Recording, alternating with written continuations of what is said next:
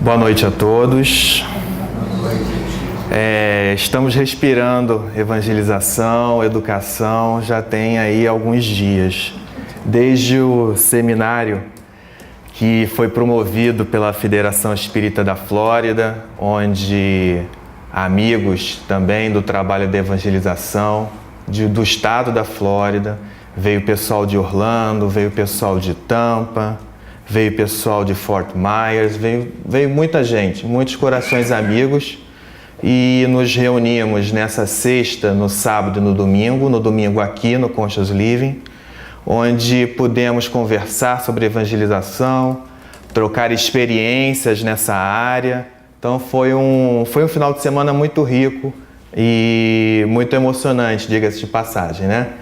E hoje, né, quem estava aqui no estudo mais cedo já pôde entrar nesse clima também, ou reentrar se já tivesse participado, né, do seminário. Falamos sobre educação também. A nossa página de abertura hoje foi sobre educação. Então, continuando nesse diapasão, a gente queria começar contando uma história. Era uma vez duas pessoas. Essa história nossa tem duas personagens. Era o Antoninho e o seu tio. E eles estavam passeando por um pomar bem grande. Era um dia muito ensolarado. E nesse pomar, enquanto eles caminhavam, eles viam que havia algumas laranjas descansando sobre caixas de madeira para depois serem comercializadas, depois serem transportadas, né, dali para o comércio local. E o tio do Antoninho, enquanto eles estavam andando, ele sacou do bolso dele uma grande sacola, e com um olhar meio furtivo, olhando para um lado, olhando para o outro, para ver se alguém os estava observando, ele se agachou e começou a colocar algumas laranjas dentro dessa sacola. E o Antoninho ficou um pouco surpreso, né, com a atitude do tio. E o Antoninho perguntou para o tio: "Tio, o que o senhor está fazendo?" E o tio falou: "Psiu, psiu, não é para falar. Vamos aproveitar enquanto ninguém está nos vendo e vamos pegar algumas laranjas." Aí o sobrinho falou assim: "Mas tio, você não vê que Deus está vendo?" Aí o tio, ele parou, ele refletiu, ele tornou a colocar as laranjas na caixa e a partir daí ele foi efetivamente transformado. Essa história, quem nos conta é Mei Mei no livro Pai Nosso, quando ela nos traz várias imagens sobre essa história, especificamente é sobre o primeiro verso da oração que Jesus nos ensinou. Então, iniciando dessa maneira que a gente pode ter uma ideia do poder e da ação da evangelização em todos nós, como espíritos imortais, e mais especificamente falando aqui na evangelização infanto-juvenil. Então, o nosso tema, ele é compromisso e responsabilidade com a tarefa da evangelização. Então, nada melhor que começar a entender cada palavra do nosso tema, né? O Marcelo estava perguntando questão de etimologia e tal, então eu fui buscar, né, a etimologia tanto do que seja compromisso quanto do que seja responsabilidade. Compromisso, ele vem, né, do latim comprimetere. Aí eu vi duas divisões para a gente entender na internet que eu acho que fazem sentido as duas. Com, junto, pro, à frente, mitere, enviar, ou seja, enviar à frente, junto. Ou um outro local indicava, uma outra fonte indicava com, junto, promitere, tudo junto, garantir, prometer, ou seja, garantir junto. Implica uma ação, né? de qualquer maneira, de uma acepção ou de outra, o compromisso implica uma ação, implica uma postura ativa, né? Então, quando nós assumimos um compromisso, implica que nós façamos alguma coisa. Responsabilidade. Responsabilidade vem do latim respondere. Aí eu também encontrei duas versões, né? De volta ou para trás, respondere, garantir, prometer, da mesma maneira como a gente viu que era o promettere. Então, garantir, prometer de volta, ou seja, é uma reação, né? Mas ainda assim é uma ação, né? Como uma resposta a alguma coisa, ou, não tendo esse sentido reflexivo, mas que também faz sentido, coisa, por isso que vem a palavra república, res pública, coisa pública. Então, coisa, respondere, garantir, prometer, ou seja, prometer alguma coisa. E aí, compromisso e responsabilidade, como é que a gente encaixa, como é que a gente conjuga essas duas palavras na tarefa de evangelização? É assumindo o compromisso, ou seja, é essa ação com a responsabilidade, ou seja, com essa garantia, com essa promessa, né, com esse engajamento. Então já vimos o que é compromisso e responsabilidade. Implicam posições, posturas ativas. Agora a gente vai falar sobre o que é evangelização, né?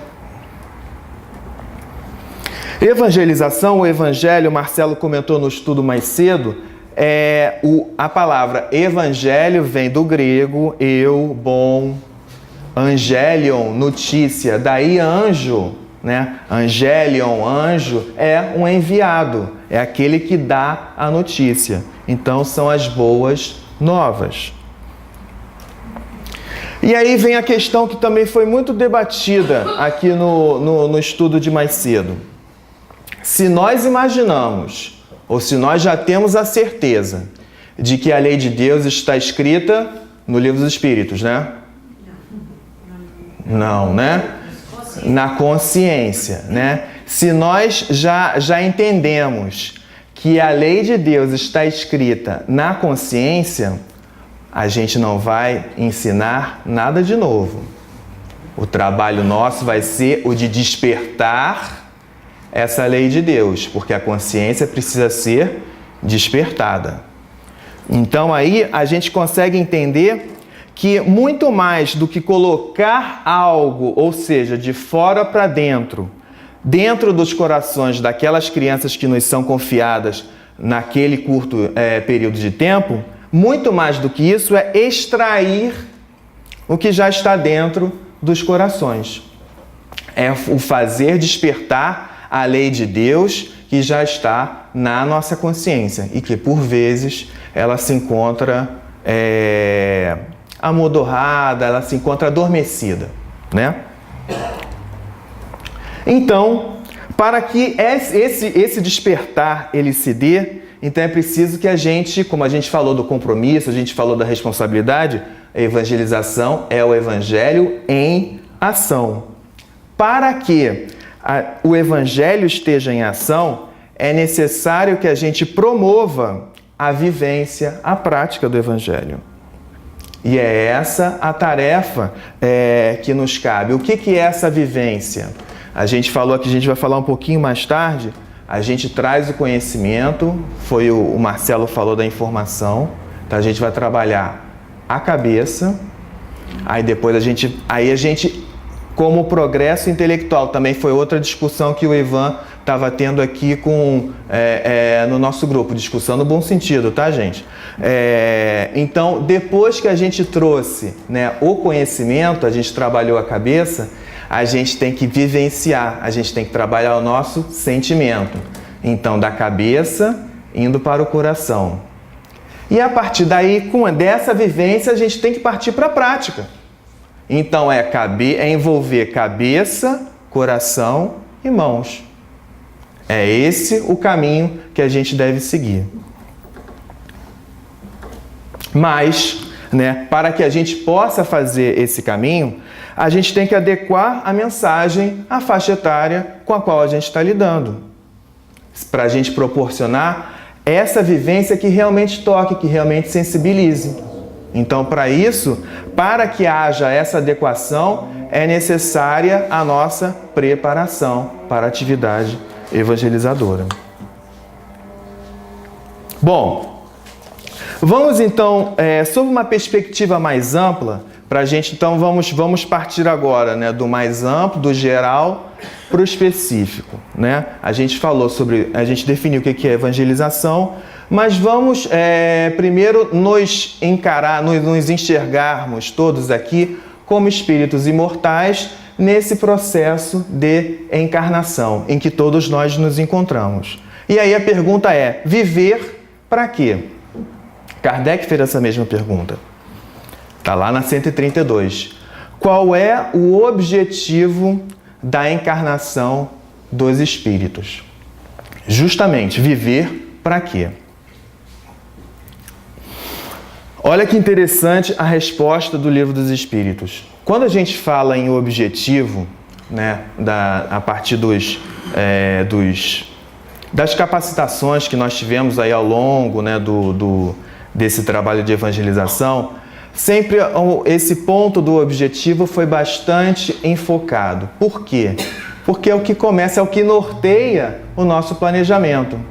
Então, nunca vamos nos esquecer em que numa reunião de capacitação foi dito que no objetivo a gente tem que completar a seguinte frase: a criança deverá ser capaz de... Para a gente completar essa frase, o que vai completá-la vai ser um verbo. A criança deverá ser capaz de... Aí alguma coisa do que a gente quer. A gente quer é capaz de citar os princípios da doutrina espírita? É um objetivo. Não sei se seria o mais adequado, mas Mas enfim, objetivo, trabalhar o objetivo, pensar em objetivo é pensar em ações a desenvolver. E uma coisa também bem interessante, o objetivo está focado no aluno e não no professor. Então o objetivo não é ensinar matemática, mas é o aprender, porque senão a gente não está completando essa frase. A criança deverá ser capaz de... Então vamos perceber como os espíritos responderam. O foco foi no espírito encarnado, né? Ou seja, no aluno ou no professor? No aluno. Olha aqui, Deus lhes impõe, dos espíritos, lhes impõe a encarnação com o fim de fazê-los chegar à perfeição. A criança, devemos ser capazes de chegar à perfeição. Isso não diz respeito aos mentores, isso diz respeito a nós como espíritos encarnados. Então, o foco está no nosso trabalho, né? na tarefa que nos cabe.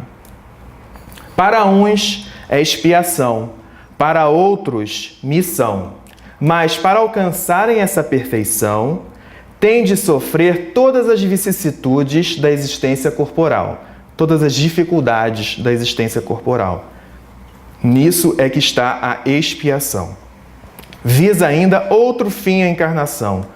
Essa parte que eu também acho bem interessante. O de pôr o espírito em condições de suportar a parte que lhe toca na criação. Quando a gente vai estudar o que nos toca, a parte que nos toca na obra da criação, lá na primeira parte do Livro dos Espíritos, que fala sobre as causas primárias, os espíritos vão responder para nós que nós podemos encarar, né, o universo sob uma perspectiva de trindade universal, sob uma tríplice perspectiva, havendo 3 elementos básicos no universo: espírito, matéria e, acima de tudo, Deus. Então, sob essa tríade, a gente pode resumir o universo. Bom, nós somos desse triângulo, nós somos espírito. Então, qual é a parte que nos toca na obra da criação? É lidar com a matéria. Lidar com a matéria? Como assim lidar com a matéria? Aí é que vem o nosso progresso intelectual. Nós só saberemos lidar com essa matéria que é obra de Deus, que é presente de Deus, se nós desenvolvermos intelectualmente. A partir do nosso progresso intelectual, a gente consegue interferir nessa matéria. Ou seja, é aquela questão que foi comentada do progresso. Primeiro havendo progresso intelectual, para depois que a gente tomou contato com essa matéria, que a gente pôde intelectualizar essa matéria, a gente vai, a partir daí, dar um fim útil a essa manipulação. E esse fim útil vai visar atender ao bem comum. Aí a gente atendendo aos outros espíritos, aos outros irmãos. Então é o progresso material engendrando o progresso moral.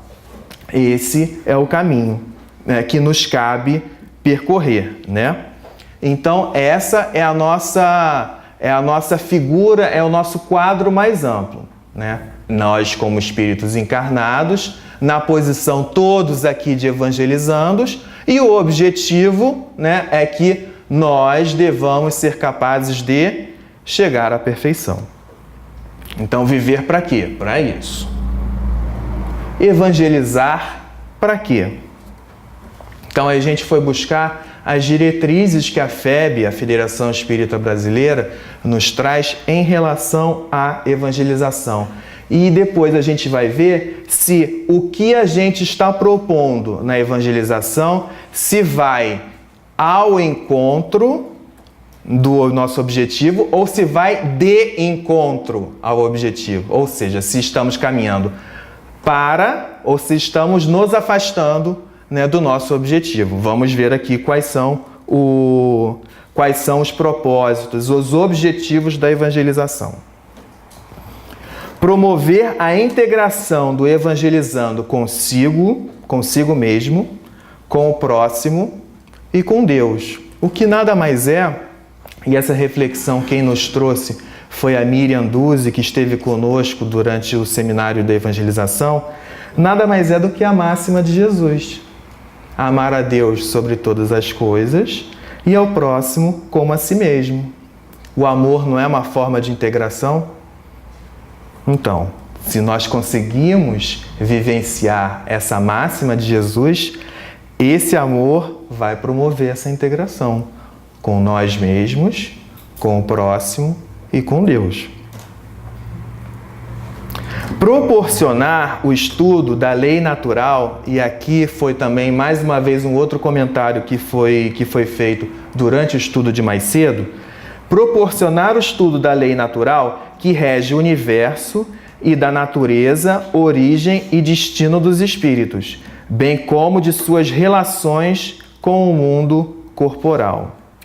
Essa lei natural, quando nós vamos encontrar lá na terceira parte do Livro dos Espíritos, que é justamente a parte das leis morais, os espíritos vão esclarecer para nós que essa lei natural aqui, ela se refere tanto a aspectos físicos, tanto a aspectos materiais, quanto a aspectos morais. Porque, mais uma vez, nós precisamos do progresso intelectual e do progresso moral. Como Joana nos traz a imagem, como também essa imagem foi trazida aqui, estou fazendo questão de repetir bem que isso aqui já foi falado no estudo anterior, para dar gostinho para vocês participarem do estudo mais cedo, quem tiver a oportunidade. Porque as discussões foram muito interessantes. Quem puder, quem tiver disponibilidade de horário, vale a pena. Vale a pena chegar um pouco mais cedo para já entrar nesse clima de reflexão, de proposta de reforma íntima. Bom, mas falamos, essa lei natural, então, ela vai englobar esses aspectos físicos e aspectos morais. Ou seja, voltando à questão da imagem que a Joana nos traz, de o espírito como se fosse uma ave e a moralidade e a intelectualidade como sendo essas duas asas, né, para que esse pássaro, para que essa ave alce voos cada vez mais altos. Se um passarinho só tiver uma asa em condições enquanto a outra se encontra atrofiada ou com algum problema, ele não vai conseguir voar. Para nós, para o passarinho, para nós, é necessário que essas duas asas estejam convenientemente desenvolvidas. Essa outra aqui é muito interessante também, ainda dentro da proposta da evangelização. Oferecer ao evangelizando a oportunidade de perceber-se como ser integral, crítico, e aí também aproveito para roubar a fala de alguns dos nossos amigos que estavam aqui mais cedo. Justamente a proposta de nós caminharmos de um estágio de heteronomia para um estado de autonomia. Ou seja, na heteronomia nos dizem o que fazer, nos dizem o que pensar. Só que quando nós, a partir do momento em que nós refletimos sobre a situação em que a gente se encontra, e a partir daí a gente consegue refletir, concordar, comparar, fazer semelhanças, fazer diferenças, a gente está pensando sobre aquele material que nos foi trazido. E aí, a partir daí, ou a gente aceita, mas aceita criticamente, aceita refletidamente, ou rejeita. Então, é essa a proposta também de nós nos tornarmos seres críticos, conscientes, participativos, herdeiro de si mesmo, cidadão do universo, agente de transformação de seu meio, porque a gente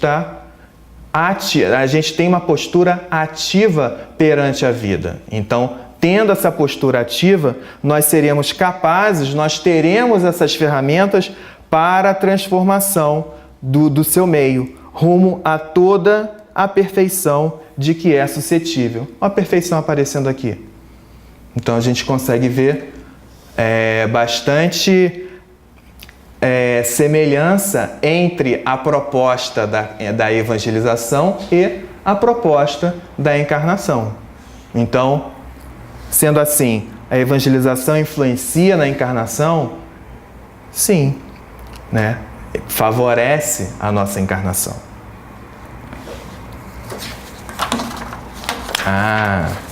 Agora, tem algumas questões aqui que foram propostas que são bem interessantes. Na tarefa da evangelização tem desafio, bastante, muitos. Como lidar, né, com esses desafios? Evangelização é sinônimo de voluntariado? Quem acha que sim? Ok. Quais são as competências a serem desenvolvidas para essa tarefa de evangelização?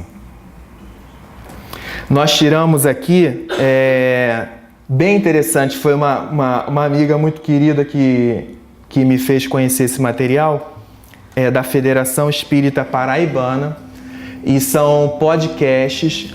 Podcast é como se fosse um programa de rádio que a gente escuta no computador, né, na internet. E esse podcast em especial foi sobre o jovem em transformação. Então eram jovens, bem jovens, já engajados na tarefa de evangelização.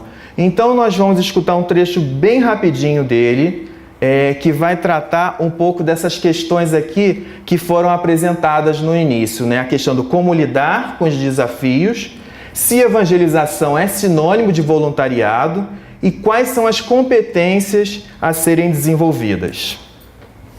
Sabe como botar? Acho que sim. Tem que botar aquela tomada, aquele fio. Vou botar aqui no céu. Ah, tá. Ok. Não sei qual deles é, vamos tentar um aqui. Você botar áudio. Tá. Tá, eu vou... Peraí, então. Tá aqui já. Veja se vai.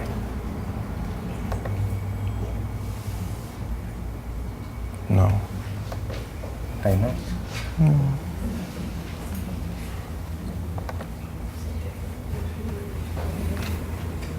Tá, deixa eu ver. Deveria sair imediatamente. Senão a gente troca de buraco aqui. Tá, pode trocar.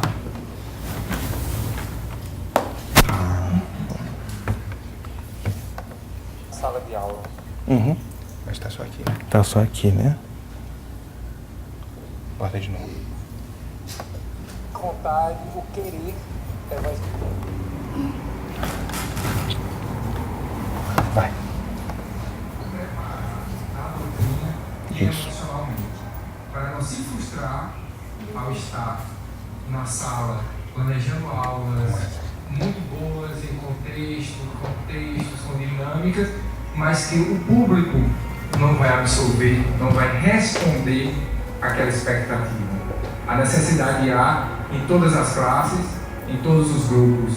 Cabe a sensibilidade de ser evangelizador, o estudo, a preparação antes da sala de aula, aquela reunião que temos para planejar, para seguir o que a federação já nos dá como caminho, como meta, como forma, e daí adaptar a nossa realidade.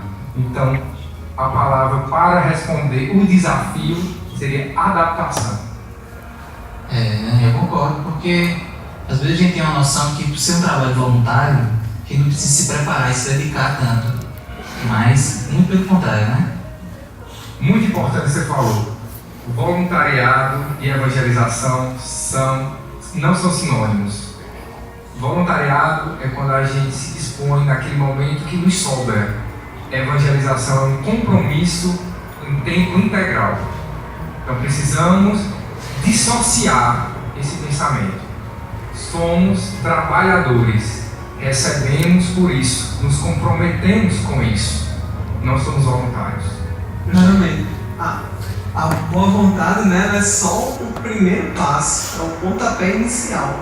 Mas aí quais são os saberes, né, necessários à tarefa da evangelização, né, conforme nos traz o tema do evento. Então, são vários aspectos. Né? Claro, tem as técnicas, tem as questões pedagógicas envolvidas, né, os métodos que nós iremos utilizar, tem a instrução que nós precisamos. A gente vai passar o conteúdo da doutrina espírita, né? A gente precisa de uma vivência, né, naquele conteúdo, porque a melhor maneira que nós podemos instruir o outro é justamente a partir do exemplo, como também nos ensinou Chico Xavier, nos ensinou várias figuras, principalmente Jesus, e também, principalmente isso, né, compreender para quem eu irei falar. E Jesus fazia isso com uma maestria muito grande, um espírito tão elevado que veio à Terra, mas que sabia com uma linguagem simples falar para os pescadores, falar para a dona de casa, falar para o mercador, né? Então, isso é muito importante. Ele era pedagogo por excelência, né? Sabia fazer todas as adaptações. Mas nós costumamos dizer que nós somos escravos por livre opção. Nós estamos nesse trabalho por livre opção, por amor à causa e pelo compromisso que assumimos. E que vale a pena salientar, não assumimos aqui nessa encarnação não. Assumimos antes de reencarnar. Eu agora não estou lembrada se é Joana ou se é Divaldo que tem uma campanha justamente falando sobre a necessidade da responsabilidade e do compromisso na atividade. Porque quando ele nos traz a importância de espiritizar, conhecer os ensinamentos, o legado espírita, humanizar a doutrina espírita e qualificar. Nós não somos voluntários simplesmente, nós somos trabalhadores responsáveis pela tarefa. Quando nós conseguimos dar esse salto qualitativo, de tirar a ideia de que podemos ir de qualquer jeito, de qualquer hora, e nos comprometermos de fato com o trabalho, com certeza tudo ocorrerá mais facilmente. E o jovem que está lá na outra ponta vendo o nosso trabalho também entenderá a importância do trabalho e a importância de se dedicar. Porque Jesus ele é o modelo de todos, mas nós estamos ali mais próximos, mais presentes na vida deles. Então, cabe a nós mostrar a importância da responsabilidade e do compromisso e como jovens espíritas que todos aqui somos, mostrar-lhes que dá sim para viver nesse mundo difícil, de dificuldade, de convites muitas vezes inescrupulosos, porque é isso que muitos convites chegam na época da juventude. Dá para mostrar-lhes que dá para viver nesse mundo difícil, sendo diferente, fazendo escolhas diferentes, mas sendo feliz e mantendo a jovialidade.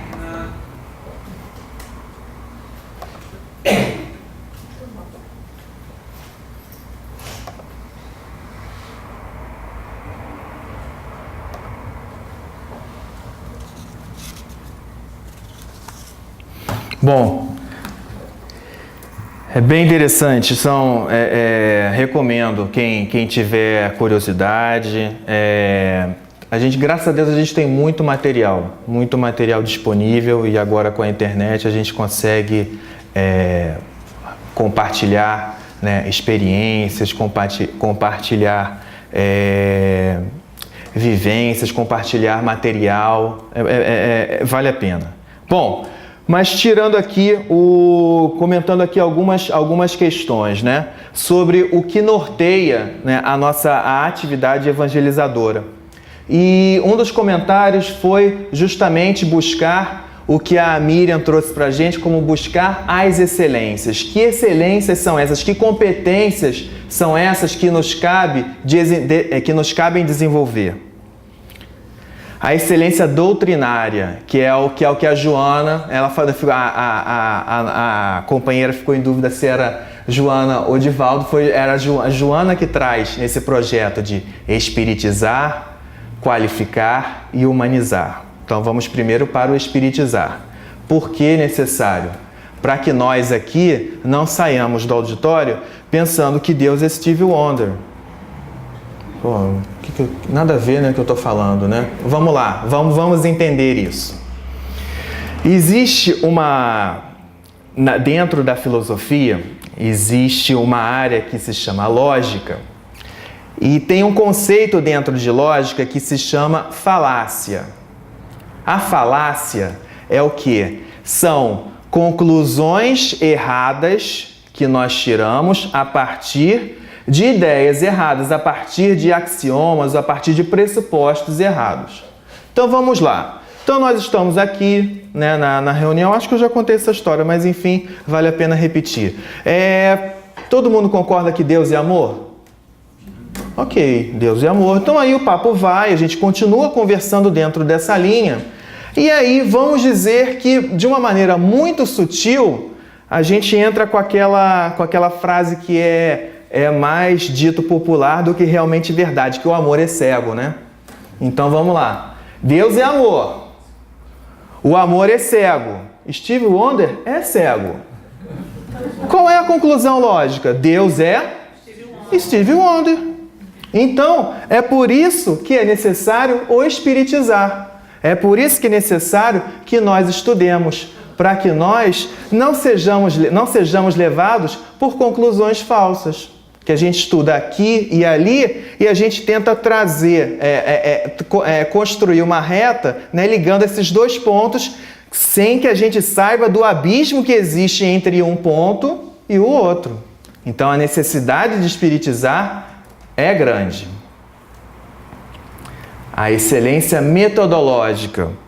É preciso que nós tenhamos o conhecimento da doutrina? Sim. Mas é preciso também que nós nos atenhamos a esses aspectos pedagógicos, a esses aspectos metodológicos da atividade evangelizadora. Para quê? Para que lá no início, naqueles slides iniciais, para que a vivência do Evangelho possa ser viabilizada, para que o sentimento possa ser despertado. Sem uma correta técnica, mais do que correta, sem uma técnica adequada, nós não vamos conseguir despertar esse sentimento. A gente não vai conseguir fazer esse trabalho de vivência.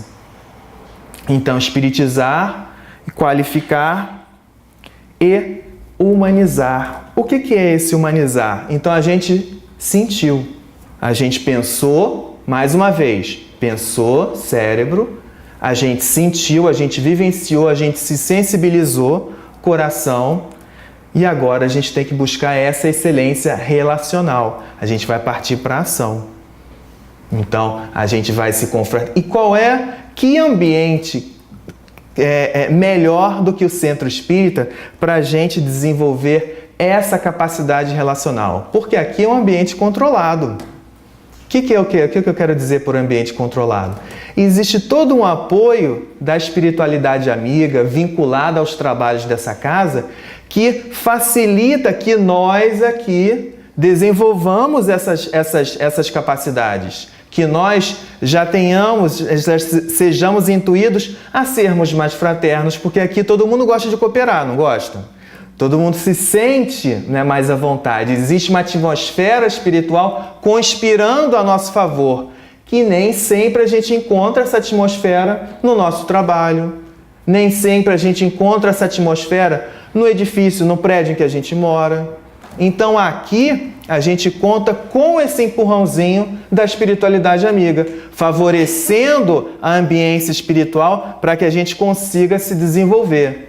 E aí, se a gente consegue desenvolver essas características, essas capacidades na situação mais fácil, a gente vai consolidando essa nossa arte do respeito, essa nossa arte da tolerância. Para quê? Para que quando nós tenhamos de encarar situações mais difíceis, nós já tenhamos essas capacidades, esses saberes, esses sentires fortalecidos dentro de nós. E aí nós podemos dar o nosso testemunho. Nós podemos ser efetivamente as cartas vivas do Evangelho, né? Então a gente precisa, na nossa atividade evangelizadora, envolver essas três excelências, trabalhar essas três questões: cabeça, coração e, partindo para a ação, as mãos. Por quê? Porque se a gente consegue trabalhar, quando a gente consegue envolver esses três setores, e é difícil, a tarefa de moldar o caráter infantil fica mais fácil. Como assim moldar o caráter infantil? Eu não sei, eu acho que já trouxe essa foto, mas aí a gente vai, inspirado pela orientação de Emmanuel, quando explica em O Consolador, que o período da infância ele se apresenta como o mais propício, né, a essas modificações. Por quê? Porque é o período em que o espírito está em adaptação. E aí o caráter do espírito ele se torna mais moldável, ou seja, o espírito recém-encarnado. Então, o espírito ainda está se adaptando àquele corpo. As lembranças do mundo espiritual ainda estão bastante vivas. Não é à toa que as crianças têm os amigos invisíveis. Não é invenção, é a realidade deles. Porque eles ainda vivem, pelo menos até os 7 anos, né, como Emmanuel nos esclarece, ainda vivem mais lá do que cá. Então, tem toda a influência do mundo espiritual ainda, né, ainda sob os eflúvios, né, dos compromissos assumidos, da preparação, né, porque toda a encarnação envolve uma preparação muito grande, né? Então, esses compromissos assumidos, esses compromissos assumidos com responsabilidade ainda estão bastante frescos, né? E por conta disso, pelo fato de o espírito ainda não tomar, vamos dizer assim, tomar controle total do corpo, é como se fosse o ciclista com as rodinhas, com a bicicleta de rodinhas. O que é isso? Por melhor que esse ciclista seja, ele vai ganhar um triatlon? Não. Ele ainda não tem condições de aproveitar na sua totalidade a capacidade que a bicicleta, que é o nosso corpo, tem a oferecer-lhe. Então, por conta dessa temporária incapacidade, é que esse período é tão importante. Para quê? Para que, se houver, né, as questões, né, que precisam ser trabalhadas, ainda não estão cristalizadas, então elas podem ser moldadas. É por isso que o período infantil é tão importante, né, nessa fase de amoldar, nessa fase de corrigir o caráter da criança. Ah, mas eu perdi a oportunidade, então a encarnação do meu filho está encerrada. É isso? Não. Nós aprendemos sempre. Nós estamos em eterno aprendizado. Senão não faria sentido quando eu tiver 90 anos vir a uma palestra pública, porque já não vou conseguir mais aprender nada, né? Nós temos a perspectiva do espírito imortal. O que nós estamos querendo dizer é que a infância se apresenta como o período mais propício, não o único período. Daí a importância de aproveitar a oportunidade. Mais uma vez, evangelização é informar o conhecimento aí. Reformar, a partir do informar, nós começamos a desenvolver a tarefa da nossa reforma íntima. É o despertar da nossa consciência, da lei de Deus que está dentro de nós. E a partir daí, partir para a ação transformadora. Então, nós temos de passar efetivamente por esses passos. Quem está envolvido na atividade de evangelização? A criança, naturalmente. Só a criança? Tem mais gente aí, né? O jovem, a criança e o jovem. O evangelizador. E acabou aí, né? Não? A família. Todos nós. A família. O todo, ele é igual à soma das partes? Não, ele é muito mais. 1 mais 1 é sempre mais que 2. E é interessante que até a vida, os fenômenos físicos nos dizem isso. Rapidamente. Como eu vou puxar um pouquinho a brasa para a minha sardinha, porque é a minha área. Se a gente estuda uma onda no mar, vamos dizer que uma onda tenha 1 metro. Ela está vindo de um lugar para o outro. E aí vem uma outra onda de 1 metro também, de uma outra distância, mas em direção oposta. Quando elas se encontram, existe o conceito de energia. Então a onda de 1 metro, ela carrega uma energia. Vamos dizer que ela carregue A pacotes de energia. A outra onda que está ali, que tá vindo, ela canta, se ela tem a mesma altura, ela vai carregar a mesma quantidade de energia. Quando elas se encontram, o resultado não é o dobro. O resultado é 4 vezes mais. Porque a energia é proporcional ao quadrado da altura da onda. Então, a minha contribuição com a contribuição do Marcelo não vai dar Fernando mais Marcelo. Pode dar Fernando mais Marcelo ao quadrado, espero, né? Espero que a gente possa contribuir nesse sentido. Só que a contribuição tem que ser em fase. Tem que ser a crista da onda com a crista da onda. Porque se a crista encontrar com o cavado, vai dar 0. Então a nossa atitude, a nossa postura é sempre ativa, né? E em concordância. Ou seja, em concordância tendo um objetivo único. Não é pensando da mesma maneira. É tendo um objetivo único. É a partir da diversidade que se a gente consegue encontrar a unidade na diversidade, é essa a proposta. Não é todos serem robôs e pensarem exatamente da mesma maneira. A gente pode ter as nossas questões, mas a gente tem que estar envolvido no mesmo ideal. Se a gente está envolvido no mesmo ideal, a gente trabalha na mesma direção. E aí esses esforços podem ser triplicados, elevados ao quadrado e a outras potências aí, quando nós nos despertarmos para essa possibilidade.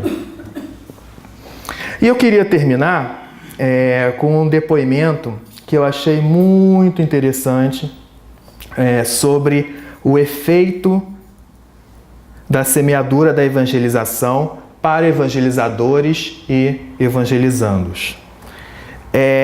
Mais uma vez, aqui já é outro, esse aqui já é conhecido de alguns que estavam aqui na nossa palestra anterior. Eu não usei esse, a gente usou um outro podcast, mas é na mesma linha. E esse podcast em especial, ele é do Portal Ser, né, que vocês estão vendo aqui, Sócio-Organização de Espiritualidade e Religiosidade. Alguém já ouviu falar do Haroldo Dutra Dias?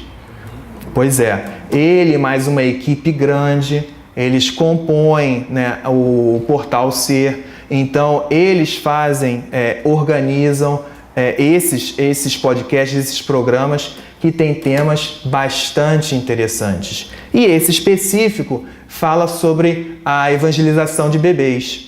Mas eu queria colocar só o finalzinho para a gente, já que a gente trabalhou o coração, a gente trabalhou até agora o cérebro, né? A gente trouxe as informações, né? E espero também que vocês tenham se sensibilizado com alguma das coisas que nós trouxemos. Mas a gente vai dar uma pitada a mais no nosso coração.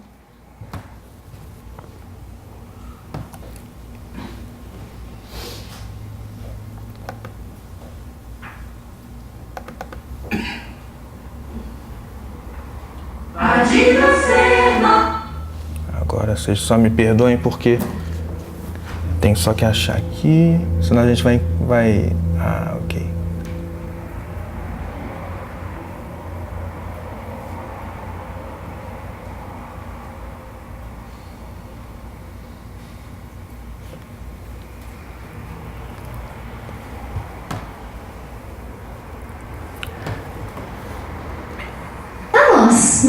Falando de vivência intensa, aproveitando que a Dona Ió está aqui do nosso lado, nós vamos querer que ela fale pra gente do coração dela, esses anos todos evangelizando. O que representa a evangelização da senhora?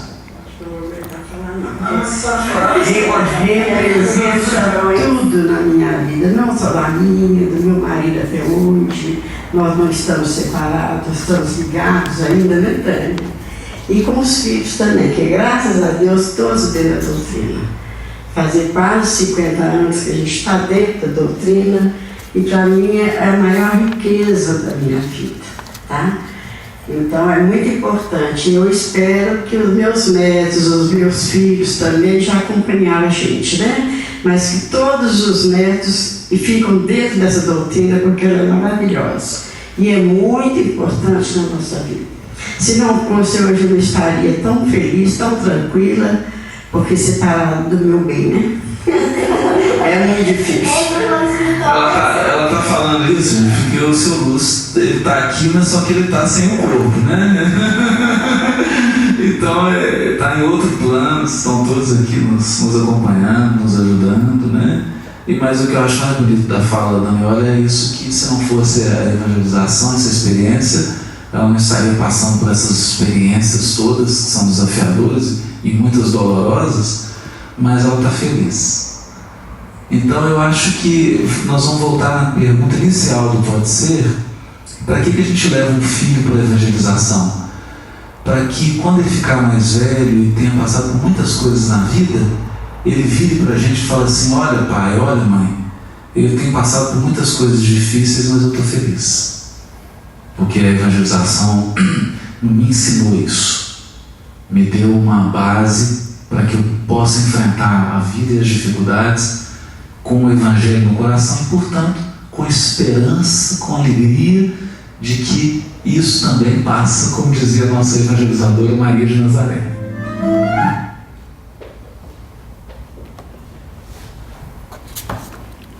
Então acho que eu não preciso mais dizer nada, eu queria terminar com esse depoimento e, na verdade, eu queria acrescentar só mais uma coisinha, não vou nem colocar o slide.